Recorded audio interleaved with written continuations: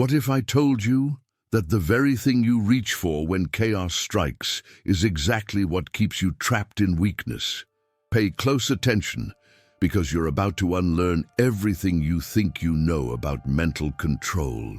There's a moment, a silent split-second decision you make when everything around you starts collapsing, when pressure mounts, when people turn against you, when your carefully built world begins to crack. And in that instant, the average person does what they've been conditioned to do. They panic, they scramble, they react, they grasp for control through noise, through motion, through desperate attempts to fix what's breaking.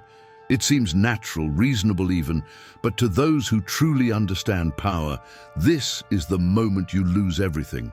Because the second you allow external chaos to dictate your internal state, you admit that you're weak enough to be shaken.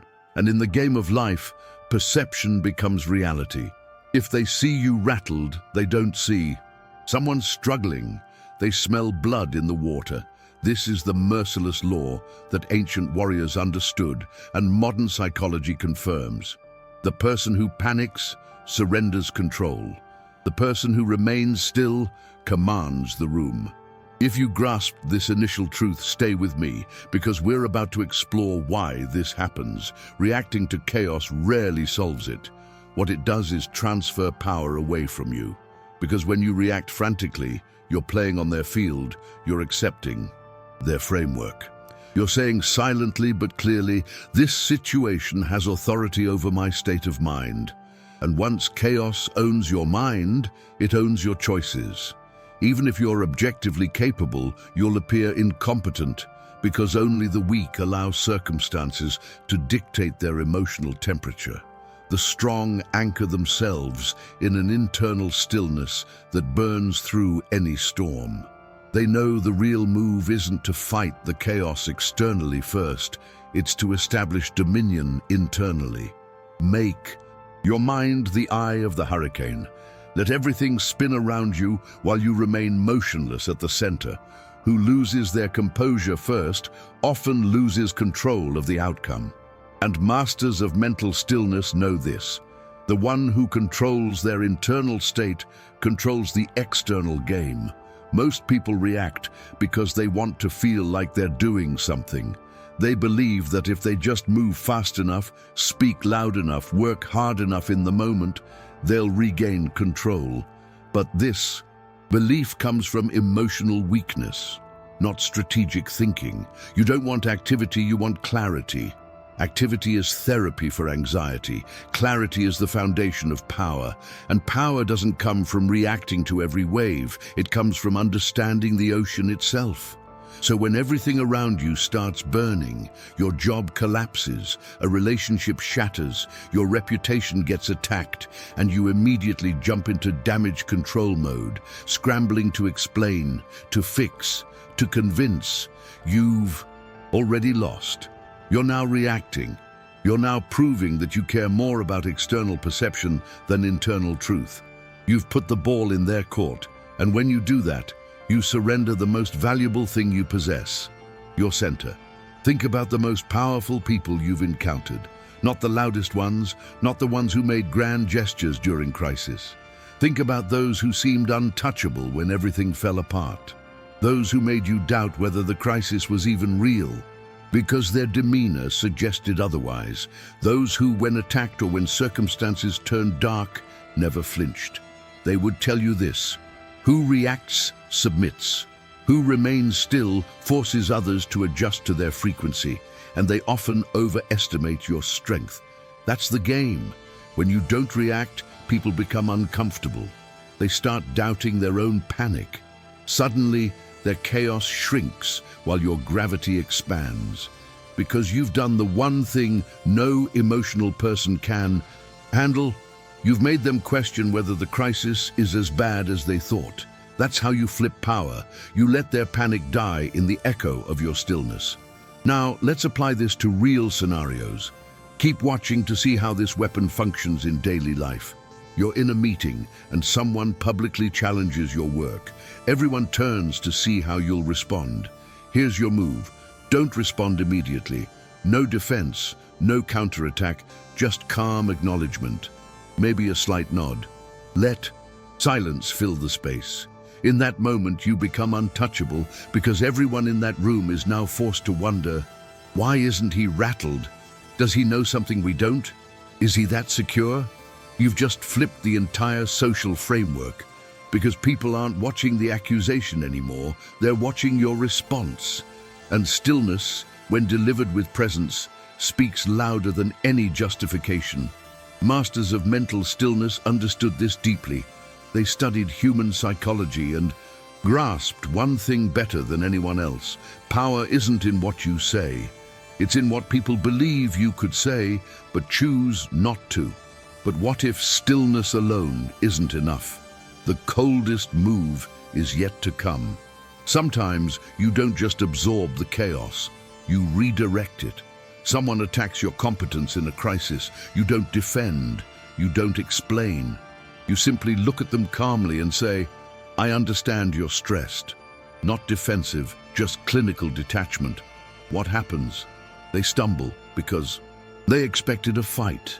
Instead, they're left holding their own anxiety. That's when guilt or embarrassment sets in on their side. They start wondering if they overreacted, if they exposed themselves, if they look weak now. And they do. You've just taken the energy they threw at you and made them carry it without lifting a finger. There's a moment when chaos becomes unbearable for the person who expected you to mirror it. That's when the game flips. They thought they were exposing your weakness. Now they're exposed as the ones who couldn't handle pressure, and you've become something far more powerful than right. You've become immovable. Ancient masters understood something most will never grasp. Chaos isn't there to destroy you.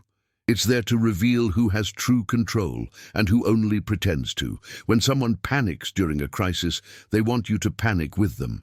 They want to drown you in confusion, because the more you explain, the more uncertain you appear. Instead, let them.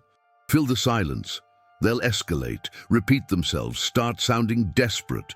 You said nothing, but now they're the ones under scrutiny, because the crowd isn't listening to content anymore. They're observing composure. They're watching who stayed centered and who fell apart. That's social power, and it doesn't come from being right. It comes from being unmoved. Pay attention to how this applies in personal and professional environments, because here the tactic becomes even more dangerous.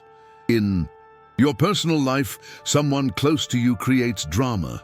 Why don't you care anymore? Why aren't you fighting for this? They want you to take the bait. Most people lean in, validate the emotional framework, prove they care through reaction.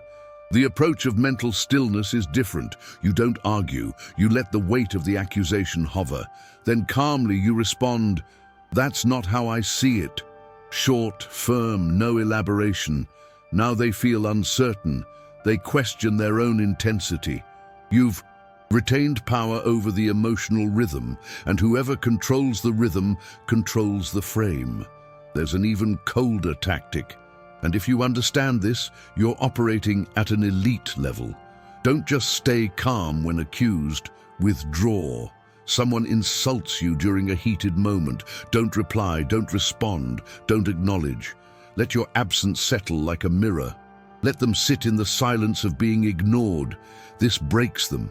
They realize you didn't even consider them worthy of a reaction. They start spinning internal narratives, destroying their own composure. Why? Because the average person survives on emotional validation, even in conflict. If you remove that, they wither. They spiral, they try to bait a response, and with every new attempt, they look weaker, more obsessed, all while you remain perfectly still. That's where you win. Not because you proved something, but because they destroyed themselves trying to get a reaction from you. Instead of defending against chaos, make their panic look like a sign of weakness. Someone says you're cold during a crisis. Interesting how calmness disturbs people. Someone says you don't care. Only those who need constant validation say that. You're not denying the accusation. You're reframing their panic as their insecurity. Now they're the ones struggling to defend themselves. This isn't a reversal, it's a power judo flip. You used their force and converted it into their collapse. Ancient strategists would call this the blade's turn. Don't meet the sword with a shield. Let the attacker fall on their own weapon. The world teaches you to defend your reputation, especially in chaos, but those who mastered stillness saw the trap. They knew that the moment you chase innocence during a storm, you admit guilt. The real strategist never plays that game. Instead, they appear too composed to be shaken, too elevated to care. And slowly, those who tried to drag them down start looking unstable, reactive, bitter, because the more you defend, the more it seems you need to, but the more you ignore, the more dangerous they presume you are. And that presumption is where power is born. Most people think power is about proving yourself, especially when things fall apart, proving you're right, that you're not what they say. But masters of stillness would smile with disdain at that, because the second you try to prove anything during chaos, you've already validated someone else's judgment of you. And when you give someone that validation, you've handed them your leash. Let's visualize the scene. Stay with me for the final execution. You're in a high-pressure situation. Your project fails publicly. Your plan falls apart. People are panicking, blaming, scrambling. The room is chaos. Here's what most do. They over-explain. They defend every decision. They try to control the narrative through volume and speed. What they're really doing is confirming that the chaos owns them. Everyone sees the defense, and it makes the failure seem catastrophic. Here's what the master of mental stillness does. Pause, absorb the room for 3 full seconds, then speak slowly, deliberately. Here's what we know. Here's what we'll do next. No apology, no defensive explanation, no matching their panic, just clarity. The room shifts. People stop spiraling because someone finally gave them a center to anchor to. That someone is you. And in that moment, you didn't just survive the chaos, you became the authority within it. In the digital arena, things escalate even faster. Comments, posts, public call-outs. Here's the truth. In the court of public opinion, silence can look like guilt, unless your silence commands respect. When you're attacked online during a moment of crisis or controversy, don't defend, don't explain, reframe. Someone says you mishandled a situation. Instead of a defensive essay, you post, "Those who stay calm in chaos often get criticized by those who can't." You didn't defend yourself. You reframed the attack as their panic. Now they look bitter. You look unmoved, and the public starts questioning who actually has control. This isn't damage control, it's narrative mastery. There are 3 tools you can use instead of reacting to chaos. Stillness, the default, leaves them exposed. Deflection, reframe the narrative. Precision strikes, short, sharp truths. Someone says, "You're heartless for not panicking." Respond, "Panic doesn't solve problems, clarity does." They say, "You should be more upset about this." Respond, "My emotions don't need an audience." They say, "Don't you care?" Respond, "I care enough not to make it worse." These aren't defenses, they're status assertions. They say, "You can't destabilize me." And that's the core. The master of mental stillness never begs to be seen as caring. They challenge people to see them as cold, and they walk taller because of it. When you refuse to mirror chaos, something happens to your adversaries. They become unbalanced because they expected a battle and they're swinging at smoke. They escalate, they push harder, they get more dramatic. And the more they do this, the more you rise. Why? Because you made them execute their own collapse. And that's the final game of mental stillness. You don't destroy your enemies during chaos. You let their obsession with your reaction destroy them. You think being unmoved in chaos is cold, but being predictable is far worse. The unmoved person has mystery. The predictable person is easy to manipulate. People who are always trying to prove they care during crisis are seen as desperate. People who remain calmly detached are feared. Masters understood. It's better to be feared than loved. But even more, it's better to be incomprehensible than predictable. Let's crush the final illusion. You don't need a spotless record to survive chaos. You need an unshakable presence. The person with a spotless record is expected to be perfect. The person with an unshakable presence isn't always liked, but no one dares move against them casually. That's what happens when you never break during chaos. Your reputation becomes less about what people believe and more about what they fear you're capable of. That's how you flip power. You stop fighting for approval and instead create an aura that makes people cautious. The final evolution isn't just stillness, it's gravitational presence, a composure so deep, so certain that chaos evaporates before it reaches you. This doesn't come from being emotionless. It comes from being unshakable by design. Because once you've trained yourself not to defend, not to explain, not to seek validation during the storm, you cross a line where your very existence becomes the anchor, and that's where power becomes effortless. Think about the few people who never panic, never post rants, never argue during crisis, and yet people respect them more. Why? Because stillness in the face of chaos creates a myth. It invites interpretation, and the human mind fills the void with strength. People assume you must be dangerous, that you know something they don't. That assumption is what makes people follow you. Masters didn't care about being liked, they cared about being in control. Here's the final paradox. The key to social leverage: the more you explain during chaos, the more alone you look. But if you remain calm, unmoved, people feel the urge to defend you. They say, "That was unnecessary, he didn't deserve that." Suddenly they become your shield. And what's better than defending yourself, letting others do it for you without asking? That's leveraged stillness. Let the crowd defend your cause while you remain above the noise. Now you're not just respected, you're elevated. This doesn't happen overnight. You build it like a fortress. Start here. Never correct insults designed to provoke during chaos. Use short closing phrases. Noted. Time will tell. Each one closes the door. Study how you hold. Your face, your body. Stillness is your armor, and the more still you remain while others lose control, the more your power expands. When people don't know how to rattle you, they fear you. You become unreadable, a mirror that reflects their instability. Masters would say, the most dangerous person isn't the one who attacks first during chaos. It's the one who never needs to.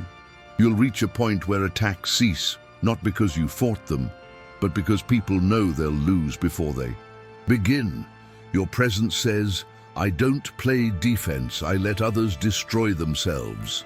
There's a difference between strength and immunity. Strength still reacts. Immunity doesn't even acknowledge the blow. That's the ideal of mental stillness. You don't win the argument during chaos. You end it before it begins by never needing to answer it. When you no longer break during chaos, people stop seeing you as someone to be judged. You've moved beyond the court of public approval, and the only judgment that matters is your own. From this point forward, you don't live in defense, you live in definition. You define your image, your tone, your silence. And people feel it. The certainty in your eyes, the calm in your posture, the danger in your quiet. You're no longer resisting chaos, you're commanding space, and that's when the room changes. The crowd speaks less, your enemies go quiet. Your name carries weight, not because you fought for it, but because you never explained it.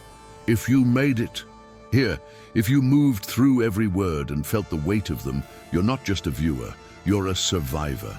A survivor of the relentless noise that teaches us to beg for validation even when the world burns. You looked into the abyss of external chaos and didn't flinch. And for that you're recognized. Know that even in this stillness, your internal journey has already begun. The seed of unshakable calm has been planted. The decision to no longer justify yourself during the storm is germinating somewhere deep in your consciousness, and it won't die. So there's an invitation to a symbolic act. not for the algorithm, not for numbers, but as a seal of your understanding. If this message resonated with you, comment below the phrase, "My stillness is my answer." This isn't a comment, it's a silent declaration, a reminder to yourself that you no longer need to enter battles that don't serve your power. And by subscribing to this channel, you're not just clicking a button, you're joining a fortress, a place where we declare we're ready to carry the weight of our own presence instead of seeking the relief of external approval. On this channel, there are no polished mirrors to reflect what you want to see. There are only fragments of naked truth, the kind most people fear, but which is the only thing that can truly free you. Every video you'll find here isn't entertainment, it's a key. And each key opens a door to a room that already exists inside you. Go now and let your stillness be your definition, not your defense.